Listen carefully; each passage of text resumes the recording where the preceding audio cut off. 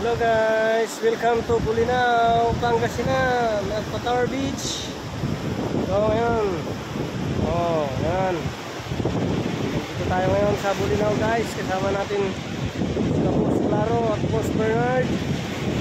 Ayan, naliligo sila dahil ang laki ng alon. Dito lang kami sa gilid guys.